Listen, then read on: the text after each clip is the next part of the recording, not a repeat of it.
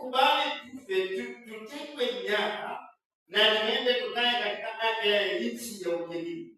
Walikataa, wakasema tupe, ila afadhali tufe kuliko kwenda kutekwa nyara, kwenda kwa watumwa. Hawa ni wale waliokuja na watu 10 wakapiga kura.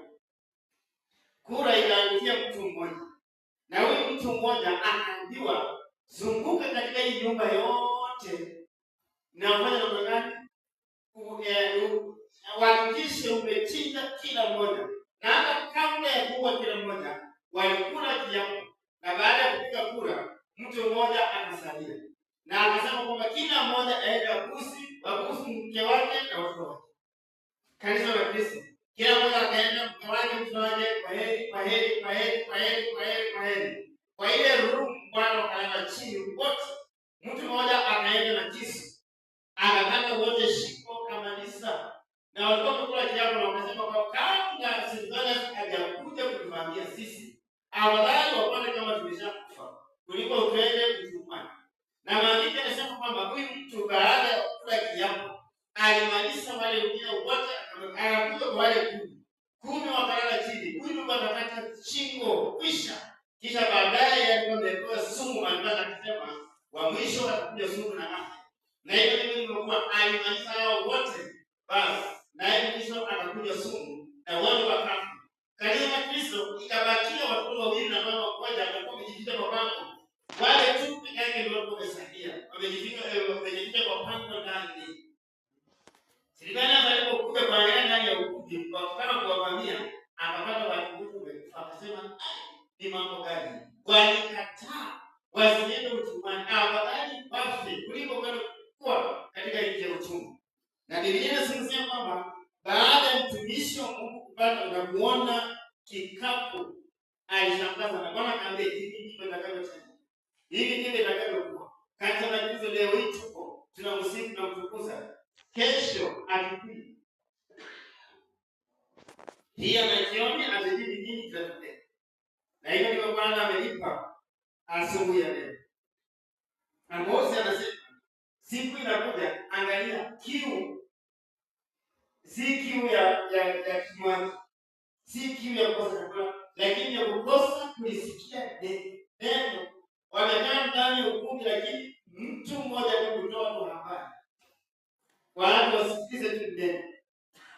Kanisa la Kristo lilikuwa ni na nilipata miaka ya kitambo, kama katika Biblia inazungumzia miaka ya 1990. Kulikuwa na wakati wa ukimya, wakati wa giza. Hakukuwa na mtu yeyote ya kufanya magani ya kutoa ibada. Wakati ule hapo ndio waliamua kusema kuliko twende utumwani, afadhali tujiue sisi kuliko twende tukae katika nchi ya utumwa. Kadhalika na leo kanisa la Kristo, maandiko yanasema kwamba akanionyesha, unaona nini? Nikasema naona kikapu cha matunda ya wakati wa hari. Ndipo Bwana akaniambia, mwisho wao unawajilia, watu wa Israeli sitawapita tena kama aliwaambia, ambaye anakuja juu yao. Maandiko yanazungumzia kwamba siku zinakuja ambapo hata Mose anasema, kwa nini nitamani siku ya Bwana? Ni siku ya giza, siku ya mapigano, ni siku ya utusi. Biblia inasema katika Ayubu, je, umeziona kala zangu za theluji? Umeziona kala zangu za theluji? Ameweka milima ya theluji hiyo kwa sababu ya siku ya mwisho ya mapigano.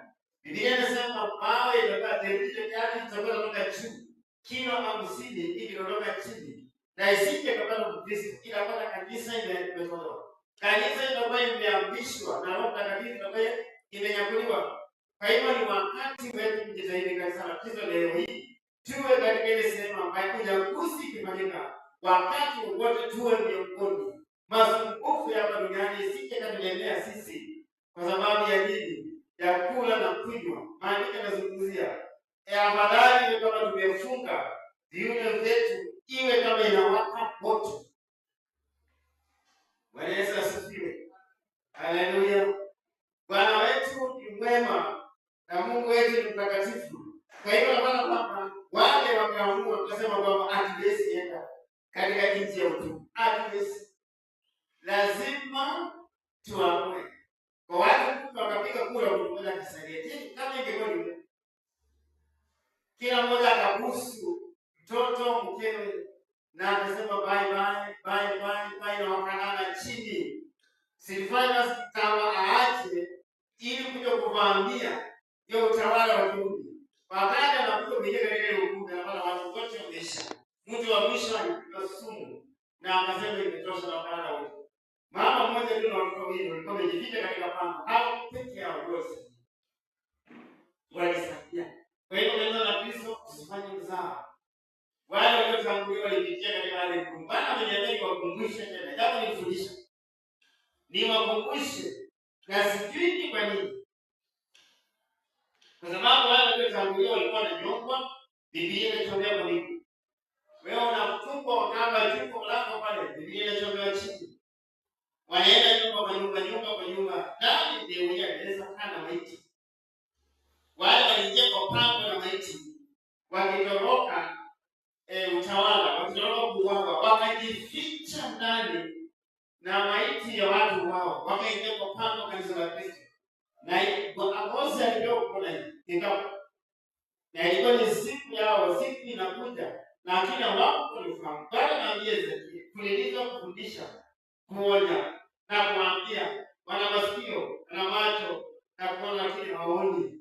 Lakini siku itakapofika hapo ndipo watakuja kujua na kusema kwamba tungejua. Laiti tungejua. Mwili ni kwa Bwana na Bwana ni kwa mwili. Lakini mwili si kwa zinaa. Mwili ni kwa Bwana, Bwana ni kwa mwili. Mwili si kwa zinaa. Bwana anataweza vyote tumbo na chakula. Na inabaki mwili pekee. Kwa hivyo kanisa la Kristo kama ni kuonya basi. Amosi anaona kikapu. Na Amosi anaona vitu vingi zaidi. Aliona hata mti wa nini wa mzeituni. Naye pia alichungulia na akaona. Na ni Amosi akisema kwamba watu watatangatanga kwenda huku na huku kutafuta nini? Wasiote. Kanisa la Kristo inafikia sehemu ambayo unaona kwamba kulisikia tu neno inakuwa ngumu. Kwa sababu ya nini? Maasi yakiongezeka, mambo yakiongezeka, mambo yanakuwa ni mabaya sana. Mazito. Kanisa la Kristo lichukue nafasi ya kuweza kuomba na kumtukuza Bwana. Bwana alipoenda mlimani Faragani, wanafunzi walimwendea wakasema tuambie mama yake anakuja lini, atatokea kipi? Na Bwana akamwambia kwamba iweni makini sana. Ukijua kwamba watakuja hapa watadanganya wateule. Wale wanakuja na mambo mengi sana. Ili kuweza kubadilisha kila mtindo ambayo imekuwa ni mazoea. Hata leo ukijaribu kuambia mtu ambaye haendi kanisa kuja kanisa kwa sababu anaona yana ambayo yanatendeka, anasema bwana wacha nikae tu. Wacha nikae. Wewe nitia moyo sana. Ndio unapata kwamba wakati ya ile pumziko Israeli waliambiwa. Na maandiko yanasema wakati tunaona Middle East, hiyo kubwa la Waisraeli, Waarabu wamekuja kwa pamoja. Wameungana tu na iko karibu sana. Wakiungana tu na ndio mambo yanafanyika. Mambo ni mbaya. Sababu wote wanakuja kinyume na Israeli. Na hii ni kukumbusha hadithi ya mtu mmoja. Bwana amenichochea na kusema kwamba kumbuka, wakumbushe. Starehe iko, tutakula, tutafanya kazi, tutafanya kila kitu. Lakini katika Bwana, mambo mengi kanisa la Kristo linatendeka. Kumbuka kuna mama mtoto mmoja anataka anyang'anye kalamu na akamwaga kidogo. Kalamu akamwaga kidogo. Mama mmoja akatakata mzee yake na kuweka mfuko na fikiri mwakoni na akaweka mbega kwenda kutupa forest. Story imeisha. Kumbe wana alikatakata vipande na akasema imetosha. Imetosha kanisa la Kristo. Mwingine akaomba mwenzake kwa sababu ya shilingi 20 tu. Akaambia hii pata niongeze ingine bwana nikuze kinywaji. Ukakataa walipatia. Angalia mama ambaye anatendeka. Upendo wengi ukapuma. Meisha kanisa la Kristo. Bwana Yesu asifiwe. Bwana Amosi akaona kikapu. Na hivyo inaashiria watakusanywa mahali pamoja wakapelekwa sehemu ambayo hawajui. Wana wa Israeli wakasanywa mahali pamoja na kupelekwa mahali hawajui, na huko ndipo watakia watakuwa na kiu ya kusikia neno huko, lakini ile shida Shadraka, Meshaki na Abednego, Danieli wanaona kwamba wakiwa huko hawakukata tamaa. Walisema kwamba vile tuko tunaomba kwetu, hata Muhammad tunang'ang'ana. Popote ambapo tunakutana na Kristo, mtukuze Bwana, muinue Bwana, naye Bwana ataonekana. Bwana alionekana wale vijana wadogo, na Bwana akatoa na akaamrisha Cyrus na akasema andika barua ili hao watu warudi kwao, wajenge kuta za Yerusalemu na kanisa, waanze kuabudu na kutukuza Mungu wao. Kupitia katika maombi mfalme akaguswa, kama sasa leo hii Trump. Sababu sasa ile tunazungumzia dunia. Maombi yenu ikagusa Trump. Na Trump akaamua kusema kwamba hao watu warudi. Waache warudi kwa sababu ya maombi ya wale wanne. Danieli hakukata tamaa. Aliomba mara 3 kwa siku. Akikabidhi Yerusalemu. Leo tunaomba tukifesi sehemu yote lakini Danieli dirisha akikabidhi Yerusalemu, akisema kwamba huko ni kwetu, kanisa liko na lazima turudi huko. Mungu katukumbuke. Zakaria akasema Mungu ulisema miaka 70, sasa imefika 75. Baba, hatuwezi tukarudi. Baba, ulisema ni mwaka huu nitafaulu, mwaka mwingine uongeze. Mungu umenisahau. Ndio Bwana akaambia mfalme andika barua ili hao watu warudi waweze kusemezana na kujenga kuta za Yerusalemu na kuanza kuabudu ndani ya ile kanisa. Kwa wadogo kwa wakubwa, kanisa la Kristo walirudi, na baada ya kurudi walirudi watu 50 walirudi pole mpaka vile walirudi wote. Na Bwana akasema hata kama niliwatapanda katika dunia, siku inakuja ambapo nitawakusanya, nitawaleta tena, nitawarudisha tena katika sehemu yangu ambayo nilipenda. Bwana Yesu asifiwe. Haleluya. Bwana anatukumbusha tukumbuke siku inakuja. Wewe nitia moyo sana, kwa sababu kwa watu 10 mtu mmoja akabakia. Na akasema sasa wewe utakuja suku. Maisha sisi wote mwisho wewe kuja suku. Na hiyo ndio alikuja suku katika la Kristo. Mambo yalikuwa ni mabaya sana. Tuko na kitu cha Mungu. Kijana ya Nigro anaitwa Nigro. Alikuwa mbaya sana. Mwindaji wa ajabu. Hapo tutaka Injili ya kuna tunasimamia wakati dunia mzima. Injili kanisa la Kristo hapana. Wengine tuko na Biblia kusoma ni ngumu. Kupekua ni ngumu. Kuichewa neno la Bwana ni ngumu. Kanisa la Kristo Jumapili ikifika ndio tunakumbuka maandiko. Tembea kusema kwamba Yesu anaweza, Yesu anatawala, Yesu anaponya, anainua. Ngoje, ninaambia baada ya Mose kwa kikapu imejaa matunda. Leo wafanyabiashara wengine hata wapo sokoni. Tachukua samaki safi, tunda safi, kila kitu. Kikapu inaashiria tunaweka vizuri ili tuweze kujiinua tena navyo nyumbani. Maandiko yanasema kwamba baada ya kuona hiyo anaambia kwamba hili ndilo litakavyokuwa. Hili ndilo litakavyokuwa kanisa. Kwa hiyo leo hii ni wakati wa kanisa la Kristo. Tumkumbuke Bwana kabla ijakuwa mambo mabaya yaende kutokea. Amosi alipewa ufunuo. Je, hapo natamani mtu mmoja aje. Kuna kijana mmoja kwa baba yake alikuwa ni pastor. Alifundisha, alikuwa na kila kitu, lakini baada ya kuritaya hakuna mtu yeyote aliyekaribia kwa boma yeye pastor. Kijana yake alipoangalia akasema sasa wewe tupa nafasi kwa niaba ya baba alijua mikono na akasema siwezi. Tangia baba yangu au kutoka alitaka baba na leo sijaona mtu yule kijana. Na baba amekuwa mtu kutolewa nje na kurudishwa mtaani. Alikataa anasema sitaki kazi ya mtaani. Sitaki na sababu nashikia. Alikataa. Ikifikia kwa kanisa la Kristo ifanye maana ndani ya moyo wangu. mapito yapo yanapita, lakini usimwache Bwana, usimwache Bwana. Bwana akasema itakufaidi nini? Upande ulimwengu wote unakufikiria ni kufanya mbinguni. Bwana alionyesha jana hapo moto inawaka, hakuna mtu aliyekufa. Bado watu wako kuishi katika mateso kwa matendo ambayo waliyafanya. Na Ibrahimu na watu wengine wamepata baadhi meupe wako na mwili. Katikati kuna bonde kubwa sana, ambayo wanaona kama kuvuka kwenda ng'ambo ile ni vigumu. Kila mtu amefungiwa na matendo yake yaliyotenda katika na Kristo. Bwana Yesu asifiwe. Amen. Hiyo ni injili ambaye Bwana amepeana watumishi wake.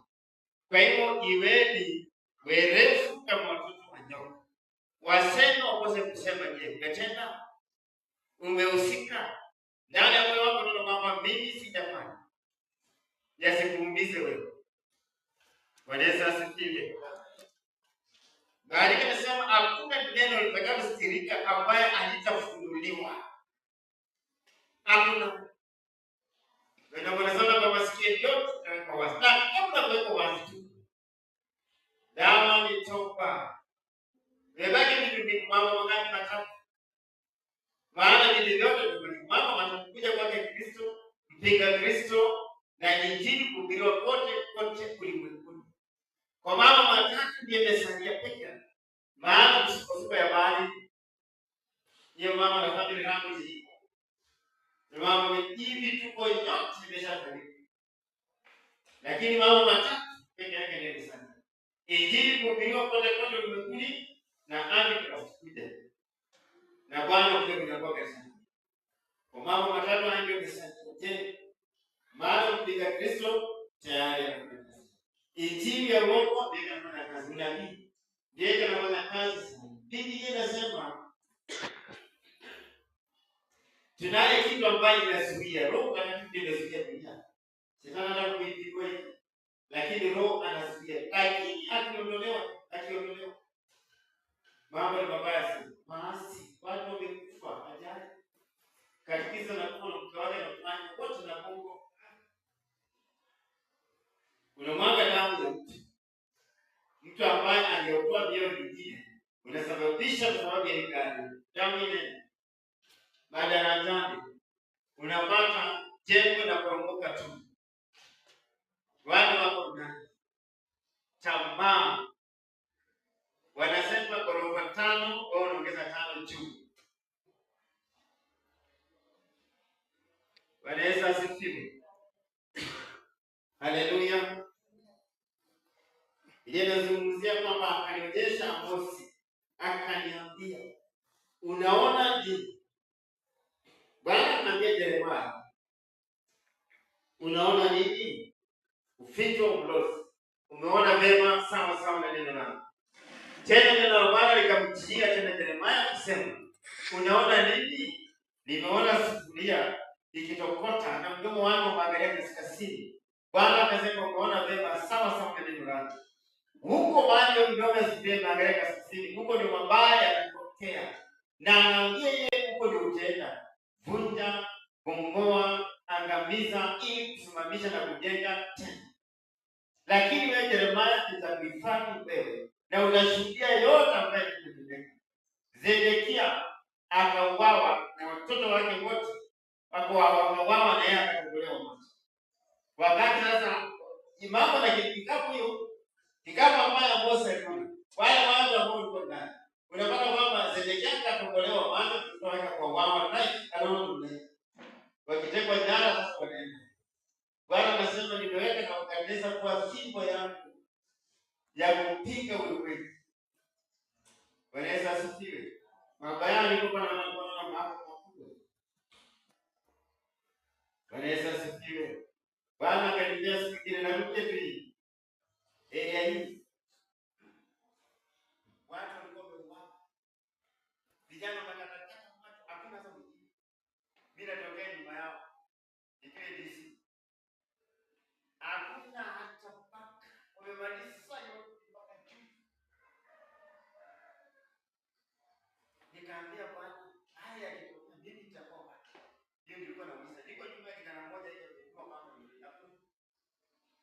hivi tu, anatafuta huyo wa kuweka.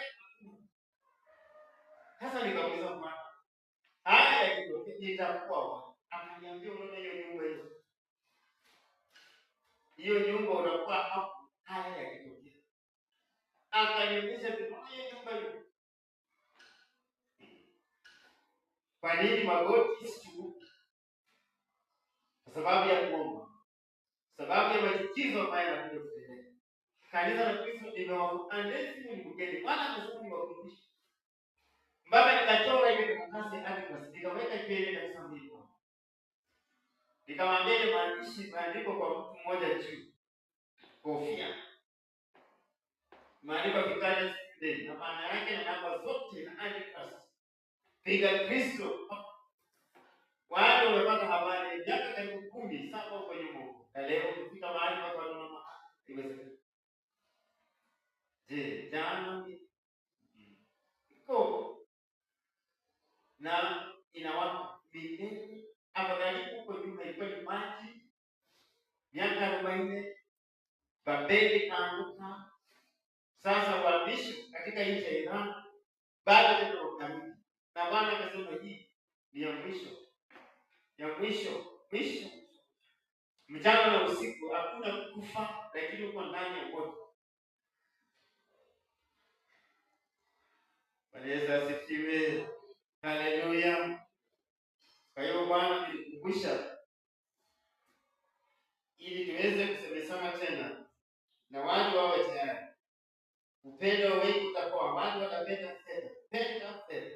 Wenye kujijua, kujifanya kuwa ni watu, kujipenda wenyewe, wenye kujisifu na kusema iko hivi na hivi. Haya yote hapo kanisa la Kristo, lakini Mkristo lazima awe makini katika safari ya wokovu. Ninawaambia mtu leo hii saa hii tena zitoina. Akanapanga bidii yake ndani ya kitabu.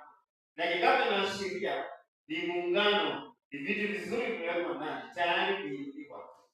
Na tayari kutolewa katika sehemu ambayo inastahili na ipelekwa mahali. Na ndio naomba kwamba bosi baada ya kuangalia na Bwana akamwambia yeye haya yote changanyiko. Kwa sababu katika Matendo ya Mitume Biblia inasema Petro akaona kikapu kikashuka kutoka juu. Na Bwana akamwambia inuka uchinje kule. Akasema Bwana, mimi siwezi nikakula vitu najisi. Ilikuwa imechangamana chura, nyoka, samaki, swala, ng'ombe, kondoo, ng'ombe, wote wako ndani. Petro akakataa akasema siwezi. Kikapu kikakuja mara ya tatu ikakuwa kienda mbinguni. Na Bwana akamwambia Petro, vitu ambavyo mimi nilitakasa usiviite ni najisi.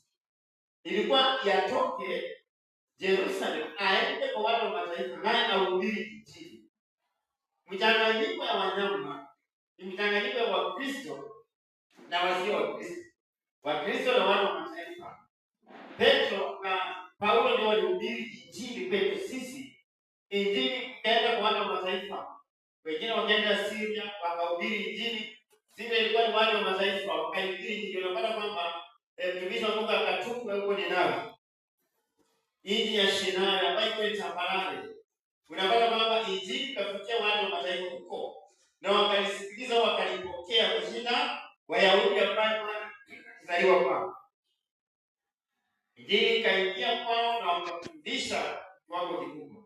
Na Bwana akasema vitu ambavyo nimetakasa usiviite najisi. Kwa hivyo unapata kwamba leo niko huru. Leo ninafurahi kwa sababu mimi ni mtu wa mataifa. Bwana amenipa uwezo kusikiza na kulipokea neno lake. Ili siku itakapofika Bwana atukumbuke. Akumbuke watu wa mataifa. Na maandiko yanasema katika Warumi mpaka ile hesabu ya wale wa mataifa itakapotimia. Sisi itakapotimia basi Bwana imani. Na nakuja. Bwana Yesu asifiwe. Haleluya. Fanya kazi ndivyo kwamba mambo yako. Tukuze Bwana.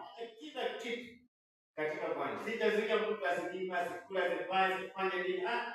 Biashara na iendelee. Ukisoma katika Ufunuo kwa Bwana anasema kwamba na watu wafanye kazi. Watu washughulike katika Bwana. Katika Bwana. Na ndio kwamba nataka tuone maandalizi ili watu watakapokuja kwa pamoja katika tutaenda kupumzika. kupiga kitabu Injili.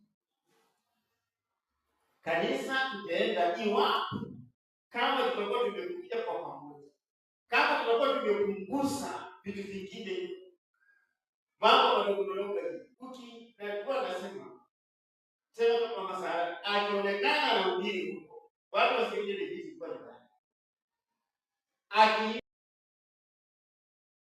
Biblia inasema baada ya kufa kutoa ile kofia uso wake ulikuwa na nini mpaka wale sasa kusema na kumbe huyu ndio anapanga smart ni uso inabebeka maana kila wakati alikuwa anafanya ile kofia. Lakini baada ya kutumia baada ya kutoa kofia uso wake ulikuwa umetengenezwa. Kadhalika na watu waone mambo mazuri kwako, lakini wasije kuona mambo ambayo unayafanya bado unafanya. Bwana Yesu asifiwe. Haleluya. Paulo anazungumzia mambo. Bwana anasema Bwana anaweza tumbo na chakula lakini tabakia mwili. Lakini mwili si kwa zinaa. Mwili ni kwa Bwana, mwili ni kwa Bwana, mwili ni wa Bwana. Utengeneze kwa sababu kutengeneza. Ungarishe kwa sababu kungarisha. Mwili ni ya Bwana. Na ni hekalu la Bwana, hekalu bali Roho Mtakatifu anakaa. Angalia mwaka jana. Sema ya jana kwa maneno ya Mungu. Je, umenena yako? Mama yangu pale tutamani ya moyo wa Bwana, moyo wa maji. Baba Bwana na Roho Mtakatifu na kanda yetu. Hao ndio washauri, hao ndio wanaamua kufanya hili, lakini neno bali litokea kwa roho kwetu. Wanasimama kando kanisa la Kristo. Kwa hivyo Paulo anaambia watumishi wake jitahidini kuja kwangu maana neema nilianza na kwa wengine. Jitahidi sana kuja kwetu. Kuja kwangu. Marko wewe na Luka tu maana ninyi wanafaa fanya huko. Si kufanya mzako. Bwana amenikumbusha hiki. Fundisha nyuma. Leo nikukumbusha mambo ya kesho. Yakija nimekuwa nikiambia semaji na wale. Mvuke inaashiria mambo na vipi. Mvuke. Hiyo mist ikishuka tu hivi ndio mvua na watu wanakufa. Inabidi tuombe kitu iende ndio ili Bwana atubariki. Na tukinyamaza kwa kawaida. Si kawaida, si kawaida. Bwana Yesu asifiwe. Na mambo mengi kwa sababu ya ibada ya asubuhi. Lakini maandiko yanasema kikapu inaashiria vizuri tumeweka ndani. Amos 8:1. Alienda akachungulia. Na Bwana akamwambia hivi ndivyo nitakapotenda kwa kwanza kutolewa. Watakusanywa mahali pamoja na watakaa hali hii katika nchi ya ugeni. Nchi ya ugeni. Kwa hiyo unaona kama maono yanapokuja lazima tuwe makini sana. Bwana akiomba. Na Bwana anasema katika nchi ya Kushi iliyo chini ya nchi ya Kushi, Kenya, ndio watatoa unabii ajeli. Ya kwanza akijui nani? Ni nani atakayejuka? Akitoa hiyo unabii ikipitia hiyo Central Africa, Ivory Coast, Egypt, Kenya na mnaijua. Kuna mtu ataenda toa injili. Na Biblia inazungumzia nini? Atatengeneza madhabahu yake katika taifa la Misri. Atatengeneza. Hawa ndugu watabadilika na watakuwa kwanza kushinda sisi. Wakati watashika neno hawataliacha hata. Bwana Yesu asifiwe. Haleluya. Ni kutengeneza mapito tukijua kwamba chochote chaweza kutokea. Juzi tunapata kwamba Trump akatuma helikopta ngapi? Ndege 6 zikaenda Venezuela. Wakachukua rais wa Venezuela mpaka na leo hii. Hata jikana hapo. Wale wanafikiri kuingia mpaka ndani ya nyumba walitoa ndani ya ndege shu. Wataiwa wengine wakalalamika sana kama ulitumia mbinu gani kwenda kusema nimechukua hiyo. Mpaka na sasa hiyo timu ndio. Angalia mambo ambayo yanatokea.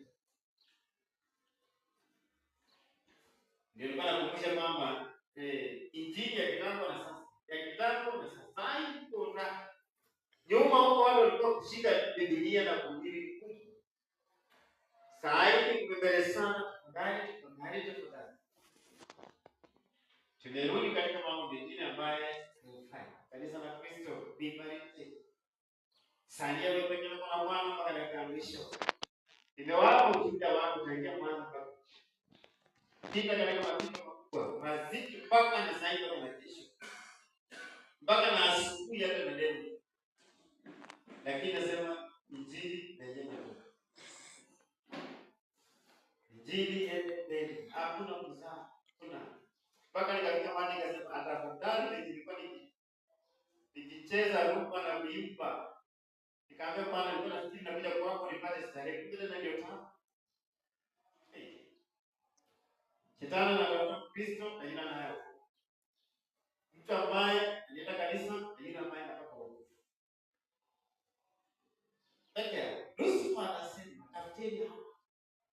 Maana wengine ni wetu, usikuze umisi kwenye kutokana na kumefanya na hiyo ni wa kwetu. Lakini huyu mtu mwenye anakataa hizi vitu vyote basi naangalia na yeye. Anafanya haraka zaidi. Hivyo ndivyo ilivyo. Unapata Wakristo wanapitia shida, vumilieni. Mpaka dakika mwisho kanisa la kuvumilia. Ng'ang'ana mpaka dakika mwisho. Haleluya. Ndiye jirani yeye ni kionjo tu. Bwana Yesu asifiwe. Ni wakati wa kuambia Bwana nisaidie. Hapana kwa kama kinyonga, anabadilika. Paulo anasema mwili ni kwa Bwana lakini si kwa zinaa. Mwili ni kwa Bwana lakini si kwa zinaa. Bwana atatuonyesha vitu viwili. Safari moja. Bwana Yesu asifiwe. Hapo sasa nimechokoza. Kama wanafanya biashara kwa sababu ya mwili, ni tamu. Hadi inaingia kwa sababu ya mwili. Inaingia. Nikienda huko napata 500. Kienda huko napata 50. Fanya hivi na wewe 1 2 3. Wewe Bwana ameniambia tukumbushane mambo yalikuwa ni mazuri. Kama Mungu atakuwa umeenda. Lakini kwa wale ambao wamekuja na Amosi moja. Bwana alikuwa Amosi kimejaa vitu vyote ndani. Na kikapu kijaa vitu wale ambao nitasema dunia inamaanisha kuna mali tunapeleka. Na ndio unaona kwamba akatekwa vijana wakapeleka. Huko walikuwa na nia na kuja. Na kuambia hivi ndiye nyimbo ambazo mlikuwa mnaziimba katika sasa. Wewe ukiokoka unaenda kwa nyumba ya mganga na kuambia ibako ile sifa ulikuwa na mnasifu. Wewe unaona mna gani? Je, utaimba? Samsoni baada ya kunyolewa kijana mmoja alikuwa amejificha kwa kutaka kumfilisi.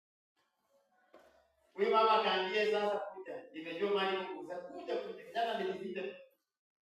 Ndio unapata kwamba chochote ambacho mwanadamu anafanya huko kuna mtu kando huko. Na mtu kando amejificha anaona tu. Kijana alipokuja, ile nisema Samsoni akalinyosha kama kawaida. Kana kwamba atapigana kumbe Bwana alikuwa amemwacha. Lakini nashukuru Samsoni kwa sababu baada ya kuishi dakika ya mwisho alitubu. Akasema Mungu nikumbuke mara hii. Nijilipize kisasi juu ya macho yangu juu ya Filisti. Nirudishie hizo nguvu na nywele zikamea. Na wale wote ambao katika ile ukumbi hawako wamejua nywele zimekuwa. Ndiye jirani nywele yako itakuwa na wewe unaambia. Inakuwa lakini wewe uone. Bwana Yesu asifiwe. Haleluya. Simame tuweze kuabudu Bwana. Zungumze na Bwana pia Bwana ni hapa kwenye Mungu. Hata kama utatekwa nyara ili sitakuacha. Hata kama yanatokea Baba ili sitakuacha.